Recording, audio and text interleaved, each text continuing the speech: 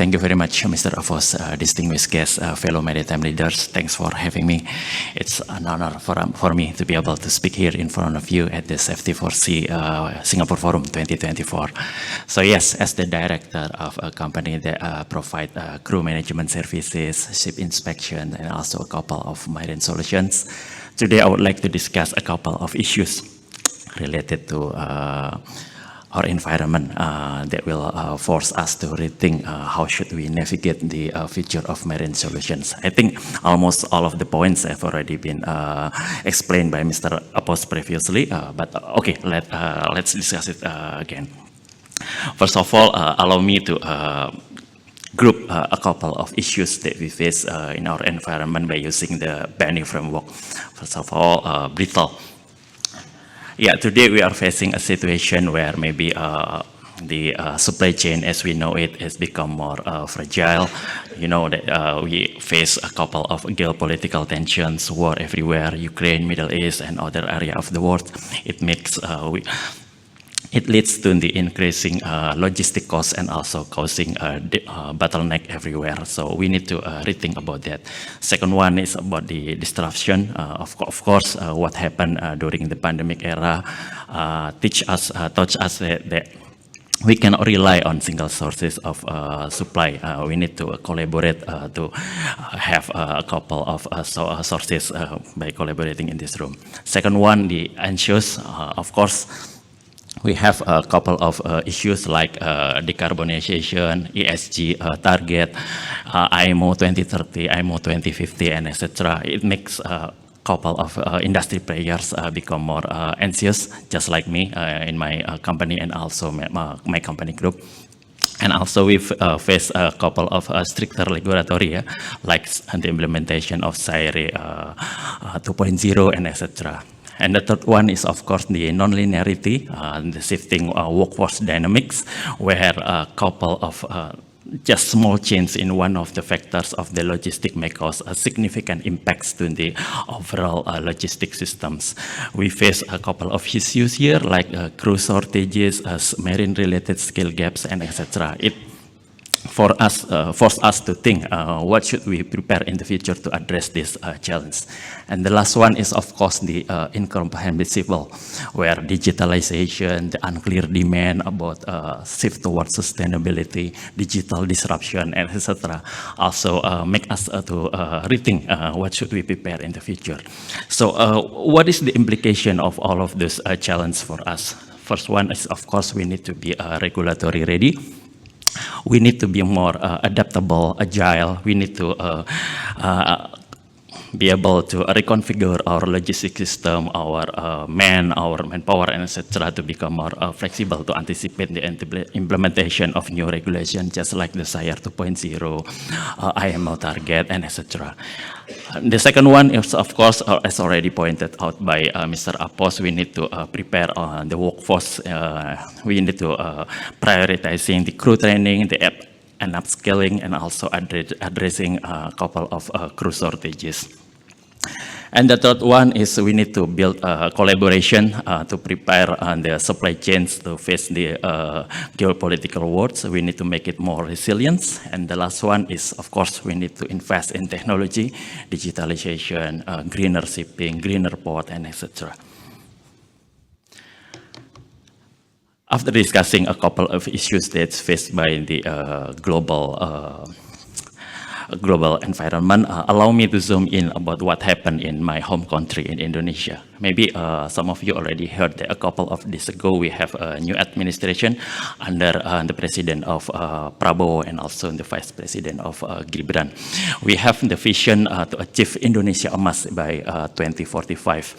And among several priority sectors, we have two sectors that are very important to us. And the first one is the energy.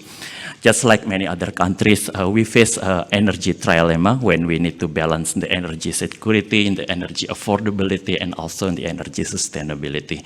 We will invest in a couple of new renewable energy, just like biofuel, ethanol, and etc., and also to enhance the upstream production to achieve the energy self-sufficiency. And for the affordability, I think we will invest in a couple of modern infrastructures, pipeline, terminals, port, and etc., just like what we would like to build Jakarta Integrated Green Terminal in the next 2 or 3 years. And also in the sustainability, we will invest in a couple of biofuels, just like palm oil, geothermal, and also the ethanol. And the second one, we would like to become a regional maritime hub when we would like to be a good neighbor to Singapore. Because this location of Indonesia is quite strategic, we would like to build a couple of modern ports, shipyards, and etc., and also implement a couple of business-friendly maritime policies. So, after that, allow me to zoom in about the context that we face in our company group. So, we are part of the Pertamina Group, the biggest energy company in Indonesia. It is integrated oil and gas company, starting from the upstream, midstream, and downstream. We operate a couple of refineries. We operate more than 100 ports throughout Indonesia, and we manage around 150 million kiloliters of energy cargo every year. And our parent company, in this case, is Pertamina International Shipping, operate more than 350 tankers to support the energy distribution through all area in Indonesia. We operate more than 300 support vessels and manage more than 100 ports. Our company, at the bottom, we provide the marine solution where we need to provide the seafarers, marine-related professionals, and also conduct the inspection, either it is ship and also the terminal or energy storage. So in this case, if our grandparents company, the Pertamina, would like to shift to the greener energy to boost their upstream production, of course, our parent company, PIS, Pertamina International Shipping, will be aligned with the policies. They will invest in the more in the greener shipping, greener terminal, and also greener port.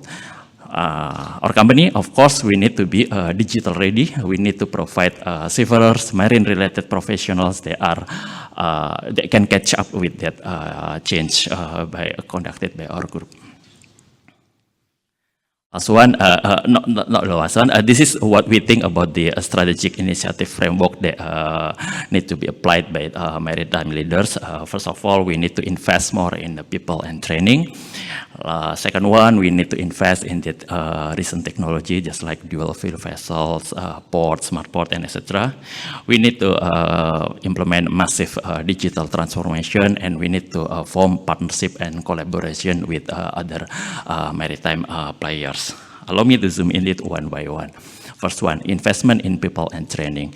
Later today, I think we have interesting topic where we will discuss more about this one. Of course, I will try to follow because it is quite interesting. But in our company, of course, we focus more on this. We would like to build a modern maritime training center where we will develop our crew. We will rejuvenate our infrastructures. We will invest by about $20 million to rejuvenate our maritime infrastructure. As Pak Alfons says, I think we will also be involved in recruit maritime talents, seafarers, starting from the beginning, because today I think we understand that it is quite difficult to attract young talent to join the maritime industry, because we have competition not only within our sector, but also from other sectors like startup, fintech, and etc. It is quite difficult for us to attract such talent, so we need to prepare it since the beginning. We try to collaborate with academics, education institution, and etc. And the second one, of course, we need to invest in technology, zero emission vessel. Our parent companies, PIS, already invest quite aggressively to rejuvenate their vessels. Currently, they, I think, invest in more than 300 new ships, dual fuel vessel, LNG, LPG, and etc. And we need to be ready to meet their expectation, so that our seafarer can catch up with the recent change that they have made. And also other technology like predictive maintenance, smart bots, and etc. And also, we need to conduct massive digital transformation. I think we already understand in our company, we have implemented AI-driven crew management system when we can detect any misbehavior in our several maritime-related players to detect the fatigue that may lead to incident, accident, etc. It is quite important in our industry. Yeah, to conclude, I would like to invite the collaboration with all players because, we all understand that we cannot do this alone. We need to form collaboration, partnership. We can share the resource, we can mitigate the risk together, we can enhance innovation, and also we can improve the customer satisfaction. We are here to form collaboration with you, either you are ship managers, ship owners, practitioners, etc. We are quite open because we realize that we cannot do this alone. I would like to conclude and wrap up this presentation that yes, maritime industry is at the crossroad, but together we can navigate these winds of change and shape the future of maritime world together. Thank you very much.